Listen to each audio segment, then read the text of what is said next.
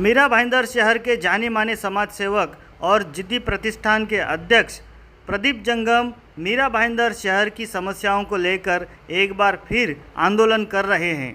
आखिर क्या मांगे हैं उनकी, क्यों आंदोलन कर रहे हैं वो, आइए जानते हैं। मीरा भाईंदर शहर के विकास कार्यों से संबंधित कई विषयों को लेकर एक बार फिर जिद्दी प्रतिष्ठान के अध्यक्ष प्रदीप जंगम यहाँ पर आंदोलन कर रहे हैं और वो पिछले कई दिनों से यहाँ पर आंदोलन कर रहे हैं और उनकी मांग है कि शहर के जो विकास कार्य रुके हुए हैं और जो एमिनिटीज़ जो स्पेसेस थे वो महानगर पालिका जल्द से जल्द विकसित करे। तो इन संदर्भ में आज हम यहाँ पर उनसे मुलाकात करने आए हैं और जानना चाहेंगे कि आखिर उनकी क्या मांग है और वो यहाँ पर आंदोलन क्यों कर रहे हैं। तो प्रदीप जी, आज एक बार फिर आपको यहाँ पर आंदोलन करना पड़ रहा है, क्या मांग है आपकी? सबसे पहले तो मीरा भाईंदर में 386 रिजर्वेशन है जो आज तक लोगों को मालूम ही नहीं है विषय क्या है। रिजर्वेशन मतलब एक महानगर पालिका जब भी बनती है तभी उसमें हॉस्पिटल, स्कूल ये सब जगह देते हैं, उसको डेवलप करने का एक टाइम लिमिट रहता है। 2017 हो गए, 20 साल हो गए, अभी नया डेवलपमेंट प्लान आने वाला है जो ऑलरेडी लेट है। और ऑलरेडी लेट क्यों है? क्योंकि यहाँ के जितने भी नेतागण है, हर पार्टी के नेता उसमें शामिल है। अभी तक TDR का उसमें हिसाब नहीं है, अभी तक डेवलपमेंट हुए नहीं। मीरा भाईंदर शहर में आज भी एक सरकारी हॉस्पिटल नहीं जहाँ पे एक सिंगल ऑपरेशन हो। सबसे पहली बात तो ये बताना चाहता हूँ सभी जनता को, मीरा भाईंदर वासियों को, आज हम लोग 2021 में है लेकिन मीरा मुंबई से सटे इतने नज़दीक रहने के बावजूद भी मीरा भाईंदर में एक सिंगल हॉस्पिटल नहीं है कि जहाँ पे ऑपरेशन हो। कोई अगर प्री मैच्योर डिलीवरी भी आती है महिलाओं की तो वहाँ पे वो ऑपरेशन करने की सेवा सुविधा नहीं है, प्राइवेट में ही करनी पड़ती है। 3-3 लाख 5-5 लाख रुपया घर गिरवी रखकर, गहने गिरवी रखकर आज ऑपरेशंस करने पड़ रहे। कोविड में भी हालत देखी रहेगी कि सरकारी हॉस्पिटल नहीं होने के कारण लोगों को प्राइवेट हॉस्पिटल में जाना पड़ा। सरकारी हॉस्पिटल में जगह नहीं थी, पेशेंट एडमिट नहीं हो रहे थे, तो लाखों रुपया यहाँ पे लोगों से वसूला प्राइवेट हॉस्पिटल ने। तो मेरा इतना ही बोलना है कि हॉस्पिटल नहीं है, स्कूल अभी तक मीरा भाईंदर में सरकारी ऐसा एक भी नहीं कि जो 10वीं तक है, सिर्फ 7वीं तक स्कूल है, वो अभी तक डेवलप हुआ नहीं। बाकायदा मैं लोगों को ये बताना चाहता हूँ कि मेरे पास ये पूरा लिस्ट है। इस लिस्ट में 15 ऐसे प्लॉट है जहाँ पे स्कूल डेवलप करना था, लेकिन मीरा भाईंदर के सभी नगर सेवकों ने, सभी पॉलिटिकल पार्टियों ने ये 15 प्लॉट प्राइवेट बिल्डर लोग को बेचे चंद पैसों में, जिसकी आज मार्केट वैल्यू कम से कम 2 से 2,500 करोड़ रुपया है। ये बेच दिए बिल्डर को। बेनिफिट क्या मिला मीरा भाईंदर वासियों को? आज 22-22 माले की बिल्डिंग वहाँ पे खड़ी है, 15-15 माले की बिल्डिंग खड़ी है, तो प्राइवेट बिल्डिंग खड़ी है, वहाँ पे लोग रहते हैं, मतलब 1.5-1.5, 2-2 करोड़ के फ्लैट है। लेकिन ये मीरा भाईंदर वासियों की ज़मीन थी, हक की ज़मीन थी, लेकिन इसको बेचा। और अभी बच्चे 20-22 प्लॉट है, तो उसका ये आगाज़ करना है कि अभी हम लोग ये सहन नहीं करेंगे कि आप अंदरूनी जो अपना कारोबार चालू है वो अभी जनता के सामने मैंने तो लाया है। कोई एक प्लॉट अगर किसी बिल्डर को देना रहता है तो महासभा में ठराव पारित करते हैं, उसको नगर सेवक वोटिंग करते हैं और वो महाराष्ट्र शासन को भेजते हैं और वहाँ से मंजूरी आ जाती है और बिल्डर अपना बिल्डिंग का काम चालू कर देते हैं और महानगर पालिका को 1 माले की 2 माले की बिल्डिंग बना के देता है। लेकिन उसमें आज तक सरकारी स्कूल बना ही नहीं किसी ने भी। सरकारी 10वीं तक स्कूल बने, सबसे पहली बात तो मेरी ये है। 12वीं तक एक भी सीनियर कॉलेज नहीं है, जूनियर कॉलेज नहीं है, ग्रेजुएशन तक। एक लड़का अगर कोई 7वीं के बाद में बाहर निकले तो फिर प्राइवेट स्कूल में एडमिशन लेना पड़ता है उसको, प्राइवेट स्कूल के बाद में प्राइवेट कॉलेज में जाना पड़ता है उसको, लाखों रुपया डोनेशन देना पड़ता है। वहाँ यहाँ पे लाखों रुपया देने के बावजूद हमको एडमिशन नहीं मिल पाता है। मुंबई में हम लोग को एडमिशन के लिए जाना पड़ता है।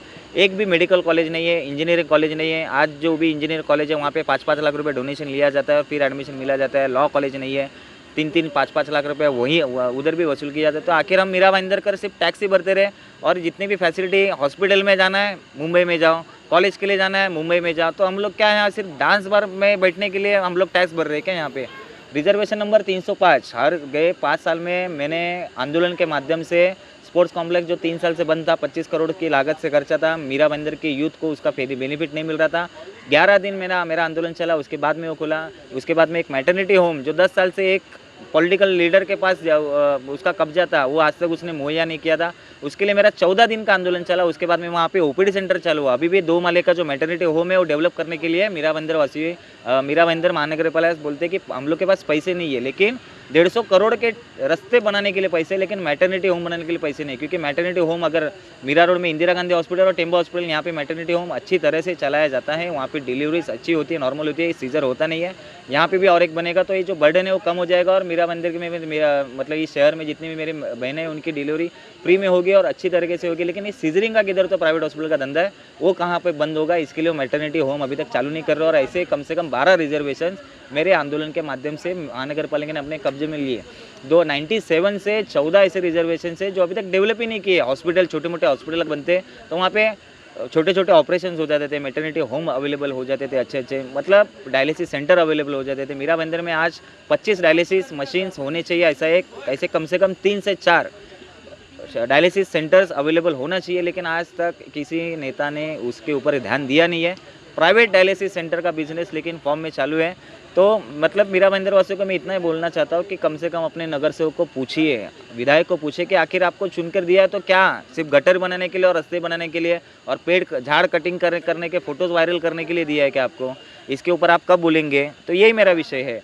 305 जो गार्डन है हटकेश में, मीरावड़ में, वहाँ ये फरवरी से रेडी है, तभी कोविड आया नहीं था। फरवरी में आप उसका ओपनिंग कर सकते हैं, लेकिन पॉलिटिकल पार्टी का फंडा कैसा रहता है कि बड़ा नेता कोई आएगा, सीएम को बुलाएंगे, फिर बाद में वो खोलेंगे। अरे लेकिन पैसा मेरा है, सीएम ने तो दिया नहीं, ना ही किसी नगर सेवक ने अपने जेब से खर्चा किया है, ना ही वहाँ के लोकल एमएलए उसने अपने जेब से खर्चा किया है कि घर का कुछ गहना बिना गिरवी रख कर दिया है। पैसा मेरा खर्चा हुआ, 3-3.5 करोड़ रुपए मेरा खर्चा हुआ है। मतलब मेरा बंदर वासियों का खर्चा हुआ है। भाई हमारे ज़मीन पर हमारे टैक्स के पैसों से आपने ये गार्डन बनाया, लेकिन उसके ओपनिंग के लिए आपको 9-9 महीना 10-10 महीना रुकना क्यों पड़ता है? भाई वहाँ के लोगों के मेरे को ज़्यादा करके फ़ोन आए, वहाँ के लोकल कॉर्पोरेटर्स भी लड़ रहे थे प्रशासन के, भाई इसको जल्दी से जल्दी ओपन करो। लेकिन वहाँ पे शिवसेना, बीजेपी, इन लोग का इंटरनल कुछ झगड़े चालू है, हम ओपनिंग करेंगे, ओपनिंग करेंगे, ये झगड़े के चक्कर में वो बंद ही रखा था। जब आंदोलन पे बैठा, मैंने 30 दिन पहले मैंने अल्टीमेटम दिया था, 6 के पहले आप ओपन करो, सिंगल नारियल वहाँ के लोग नगर सेवक को लेके जाओ, फोड़ो, नारियल फोड़ो और ओपनिंग करके दो। कमिश्नर को खुद बोला कि आप खुद जाओ, आपके पास पावर है, महापौर के थ्रू कर सकते हैं, प्रथम नागरिक है इस शहर की, तो उसको भी अधिकार है, लेकिन आज तक वो नहीं किया। आखिर मेरे को आंदोलन पे बैठना पड़ा। आंदोलन में बैठने के बाद ये मुझे लेटर दिया कि 10 तारीख को हम लोग इसका ओपनिंग कर रहे हैं। मेरा आंदोलन सक्सेस हो गया पहली बात तो।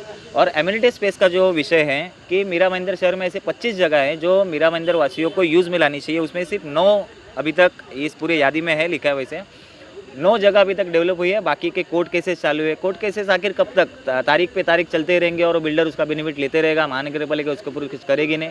तो हमारा जो विधि विभाग का डिपार्टमेंट वो आखिर कर क्या रहा है? लाखों रुपया उसके ऊपर हम लोग खर्चा कर रहे हैं, 4.5 करोड़ कुछ तो अभी तक खर्चा हुआ है, जो हम लोग हमारे कॉरपोरेशन के वकील जो लड़ते हैं, फाइट करते हैं।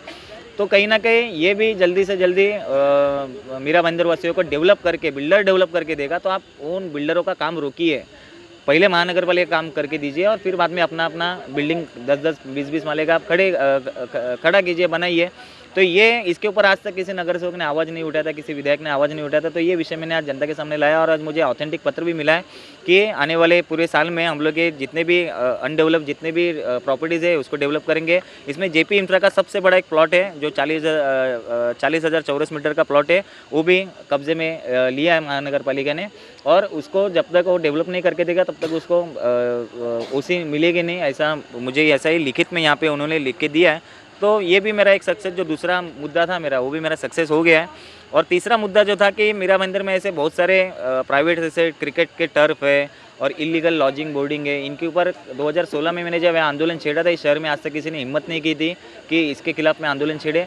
तो इसके ऊपर कुछ एक अल्टीमेटम दो हमको कि भाई ये तारीख में, मतलब पुलिस फोर्स का बोलते कि 500 पुलिस लगेगी, 1000 पुलिस लगेगी, तो आप सीपी के साथ बैठिए, कमिश्नरेट हुआ है तो ये जितने भी ये गंदे धंधे हैं ये सब कम से कम बंद कर दीजिए। इस शहर को बदनाम जितना किया है सभी नेताओं ने मिलकर, कि जितने भी डांस बार है मीरा बंदर में है, पूरे मुंबई नहीं, पूरे महाराष्ट्र में नहीं, पूरे ऑल ओवर इंडिया में किधर भी नहीं है उतने डांस बार लॉजिंग इस मीरा बंदर में। तो ये स्टैम्प हमारे सर पे जो लगा है ना, कम से कम उसको हटाइए। इसके लिए ये कचरा साफ करे, इतने ये डिमांड के लिए तो एक एटलीस्ट एक अल्टीमेटम तो दीजिए। तो इसके लिए मंडे को मीटिंग रखा है कमिश्नर ने, तो देखते हैं अभी उसके बारे में क्या है, क्योंकि ये जल्दी तो इतना साफ नहीं होगा। 20 साल में जो ये डांस बार कल्चर का, लॉजिंग कल्चर का जो पेड़ यहाँ पे मीरा बंदर में लगा है इन सभी पॉलिटिकल नेताओं ने, उसमें से 127 इलीगली है, नोटिस निकली हुई है, लेकिन वो तोड़ने की किसी भी नगर सेवक में और किसी भी विधायक में और किसी भी खासदार में इतनी हिम्मत नहीं है। तो देखेंगे, इतना एक दिन में तो होगा नहीं, धीरे धीरे प्रेशर करते रहेंगे। जब 2016 में मेरा आंदोलन था, भी 17 लॉजिंग और डांस बार पे कार्रवाई की थी। इस आंदोलन के बाद भी ये कार्रवाई धीरे धीरे स्टेप बाय स्टेप करते रहेंगे, देखेंगे। मीरा बंदर में ऐसे और 20-22 प्लॉट बचे हैं, तो मैं नागरिकों से इतना ही निवेदन करूंगा कि अपने नगर सेवक को फ़ोन कीजिए, कम से कम रोज़ 25 फ़ोन तो एटलीस्ट कीजिए कि भाई मीरा बंदर में सरकारी स्कूल, सरकारी कॉलेज और टेक्निकल कॉलेज, मेडिकल कॉलेज आखिर कब तक बनाएंगे? या 2022 तक उनको आप परेशान कीजिए, नहीं तो उनको खड़ा भी मत कीजिए। ये भी आपके चैनल के माध्यम से मैं लोगों को जागरूक करना चाहता हूँ, क्योंकि मीरा भाईंदर में अभी तक सरकारी स्कूल 7वीं तक ही है, एक भी स्कूल नहीं है। तो ये स्कूल डेवलप करने के और 20-22 प्लॉट बचे हैं, तो कम से कम उसको ना बेचे और जितना जल्दी हो सकता है उतना वो डेवलप करे। इतना मैं लोगों से अपील करूँगा आपके चैनल के माध्यम से। धन्यवाद।